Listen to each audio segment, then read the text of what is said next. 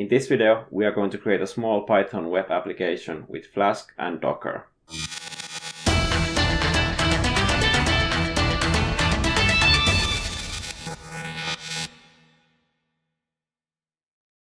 Hey, what's up? My name is Janne and welcome to another video. In this video, we're going to create this simple web application where you can upload an image and get it back resized. So let's jump straight to the computer and see how it's done. All right, let's get started. First, we will need to set the requirements. And we're going to be using Flask for the web service, Pillow for imaging, and G-Unicorn will be used in the production for running the web server. But in development, we will be using the internal web server of Flask. Okay. And then we will need to create the Python virtual environment. So Python 3, we're going to use the venv module and call it venv. Next, we will need to activate the environments like this. And then we'll go Python 3 module pip install -r and give the requirements file. Okay. Now we have the requirements installed. We can start building our application. So the first thing I'm going to do is I'm going to create a new package for the Python code called thumbnailer. And let's create a new file, main.py. And this will hold all of our application code. Let's start by importing from Flask, import Flask. So we will be creating a bare minimum application here at first. So this is the application instance, and next we will need to create a basic root. This will be our only root in this application. Let's make it accept get methods, and this name can be anything, but I'm going to set it image resize like this, and let's just return hello at first. Next, we will need to set some environment variables. So I'm using PowerShell, so this is how so if you're using Windows, this is how you should do it. And so I set the Flask app environment value. The value should be the package name, which is thumbnailer, then dot, and our main file without the Python extension. Then I'm using a colon, and I put app, which is reference to this Flask application. And the next environment variable that we need is Flask env, and it will be development. Now I should be able to use Flask run. Okay, it seems that doesn't work. Let's see, Python module Flask run. Okay, this seems to work. So now I have my application running on localhost. So if we go to localhost 5000, and we see it says hello. Let's start by building the base of our application. We will be needing a basic HTML file. So we are going to create a new directory under the thumbnailer. This will be called templates. This is where we put our HTML template for creating the website. So I create a new file called index.html. And in this file, I will put And in this file, I will create a basic HTML file. So let's say this is image thumbnailer. Let's put the main block here, and let's create a div with class app. And I'll create the h1. This will say a thumbnailer.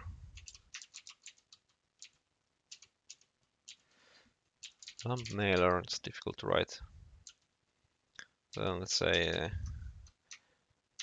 resize your image to fit. Let's say width.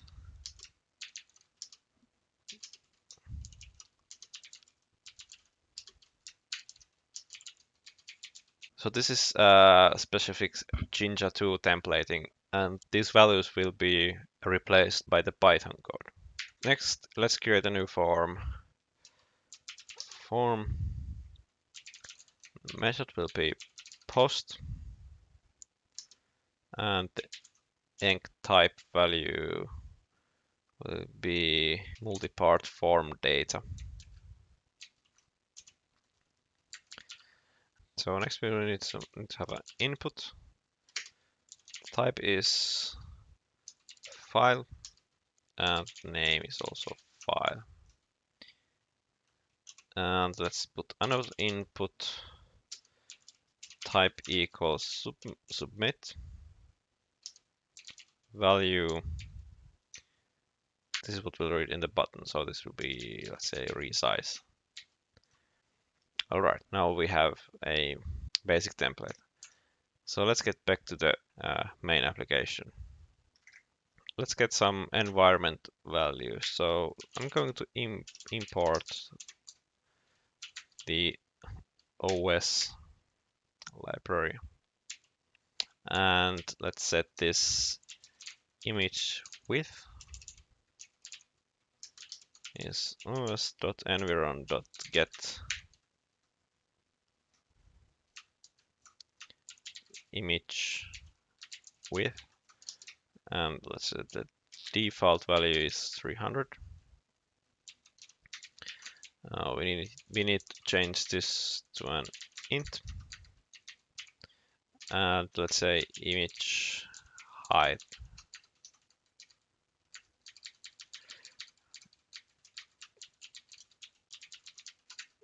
Let's set it also. So this will be the limits for our image. Next, let's import another function from Flask, render template.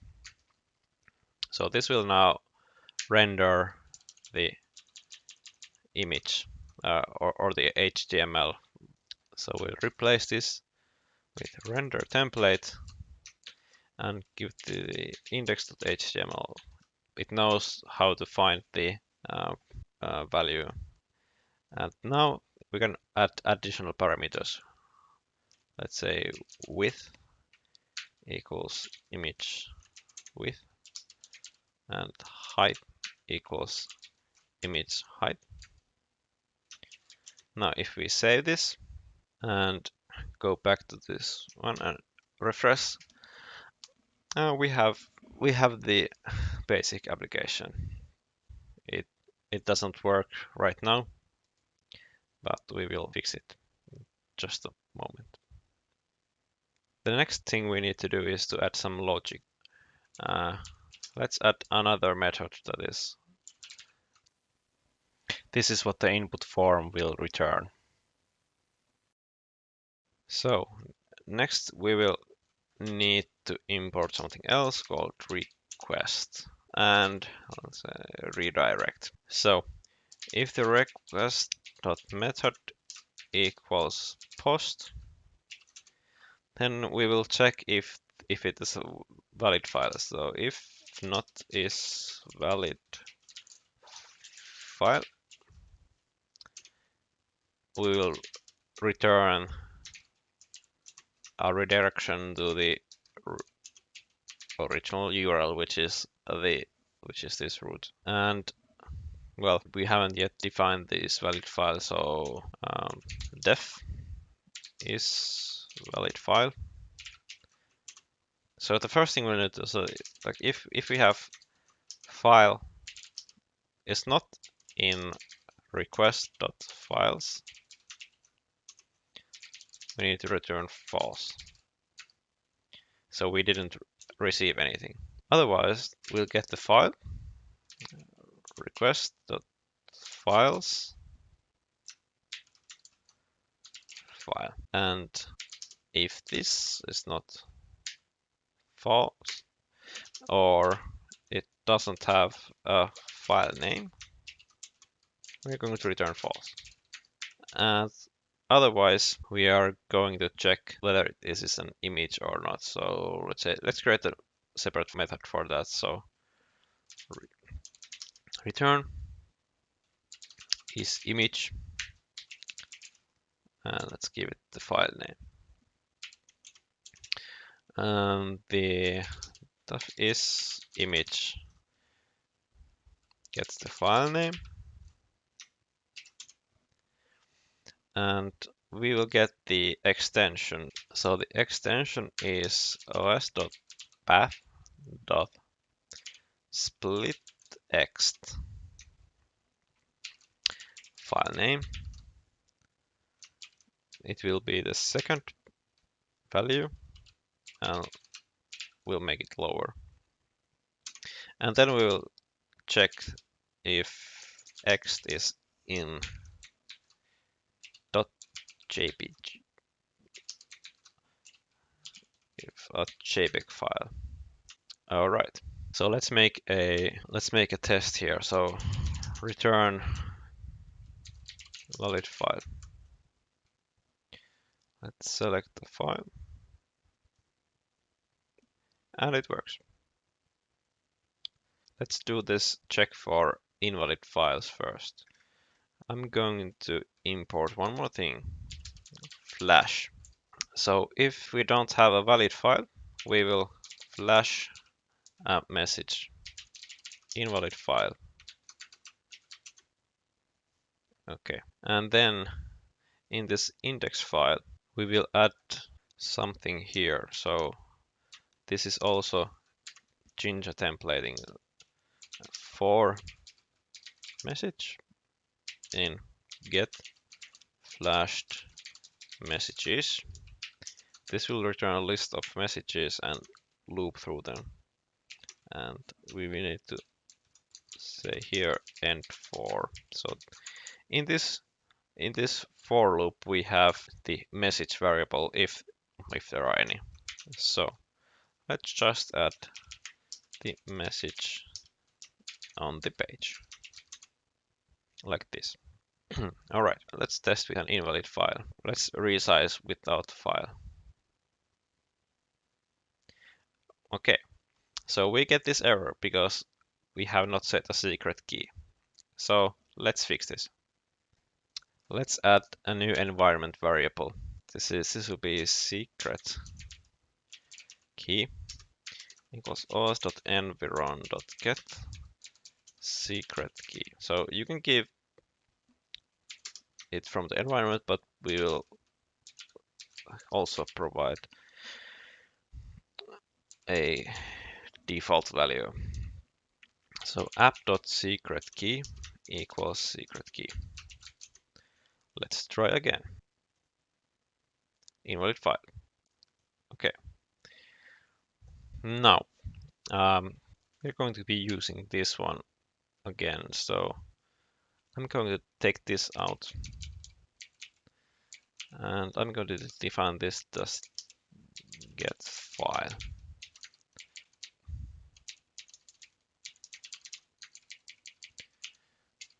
F equals get file.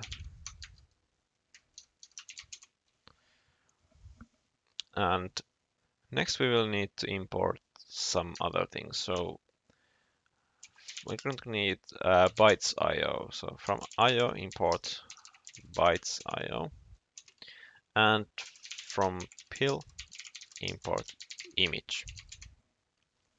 So this will be using for the image handling. Instead of here returning valid file, let's create a method called resize image.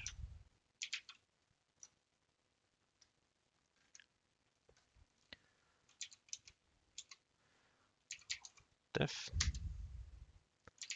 resize image.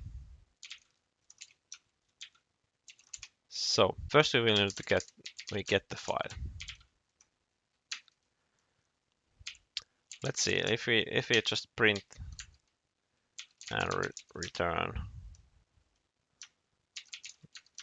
none. Let's see what this gives us.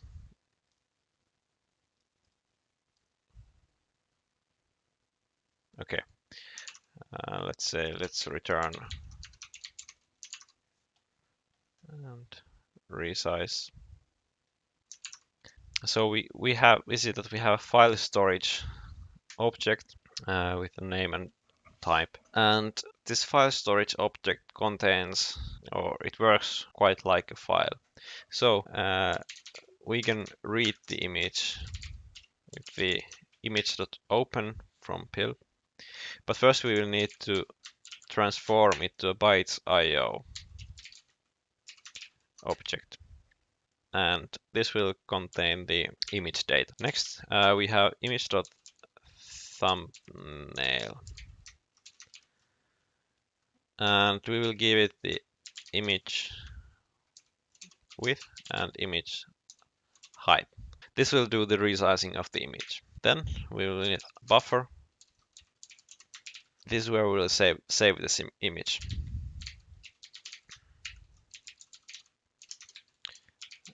With JPEG format, and let's set the quality to 80. Next we will need to seek to the beginning of the buffer, and finally we will need another import here called send file, and let's say send file. We'll send the buffer. We need to set the MIME type equals to the type of the file that we received, and we will send it as attachment. When this is set to true, the result will be sent as a download link, and the attachment file name, let's set that to f.filename, like this. Okay, so now hopefully this logic should work. So if I go to localhost, let's select the file and resize, and let's download the file. And you can see if I check the info, the dimensions are 300 by 200 pixels, so it was bound within the 300 by 300 pixel box. So now this actually works. The next thing that we can do is we can make it a little bit prettier, and in the index.html we can set a style sheet. So we'll create a style sheet, and the value will be inside a template. So it will be URL for static and file name equals style.css. So this will search the static directory for this style. So in this project, create a new folder, static, and create a new file, style.css. All right. Now let's add some basic CSS styling. Body, HTML, make it full height, reduce, get rid of any margin, and also let's padding to 0, and I'm going to set a basic gradient. So Let's try that this even works. So the gradient seems to work. Let's set also the font family. Let's set to the Courier new. Okay, we have this main block which contains this app. So we are going to make it a flex container. Flex. And we're going to justify the contour center and also align items center. This will set the contents to fit whatever is inside the window. And next we will need to set the style for the app itself. Let's say background is white. Add some padding, 1 EM, and border radius, set it to 20 pixels. Let's align the text and let's see how this looks. Okay, so it doesn't look that bad. So there's a bit too little space here at the bottom, so let's add some more padding. Padding bottom. Let's make it 2 EM. Okay, and then let's add a small box shadow. Okay, so now it has a bit of depth. Let's see that it still works. Resize. And we have the file. Yes, it still works. The next thing that we're going to do is to make it run on Docker. We have the requirements file with the gunicorn dependency already defined. So we are good to go.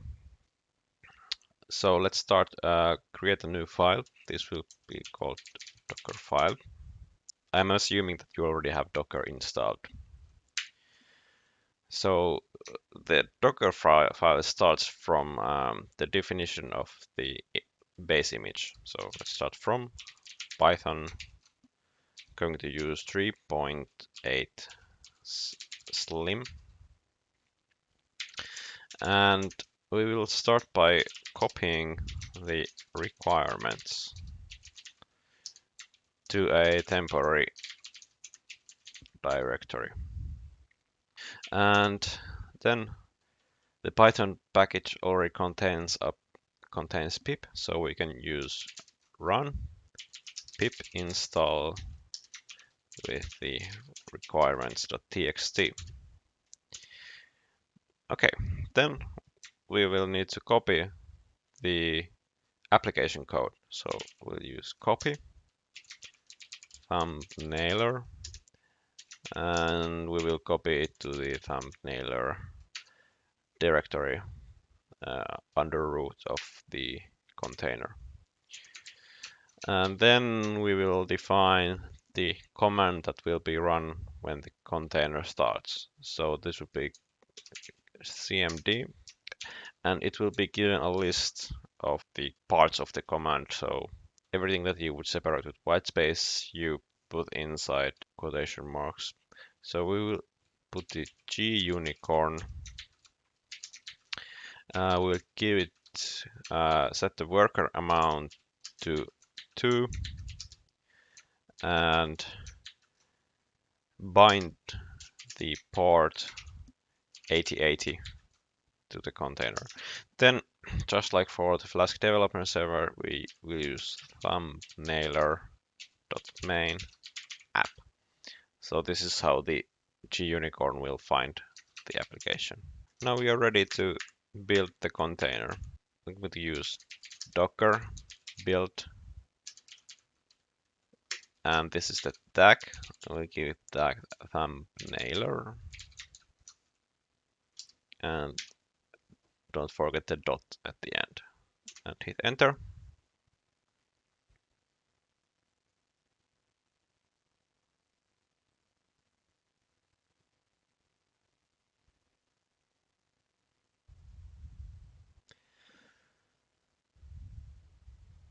And that is ready. So now we're going to run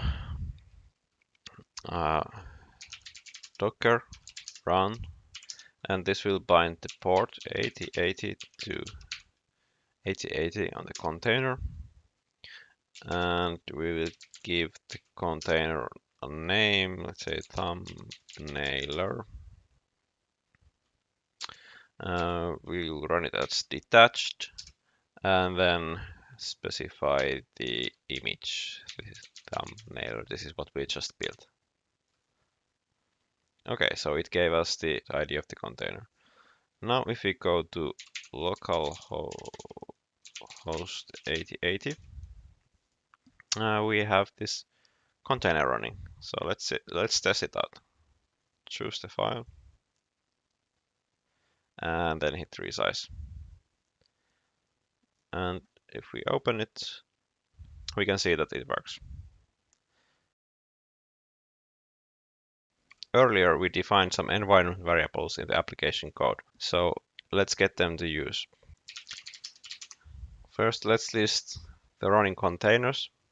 So we will need to stop this existing container.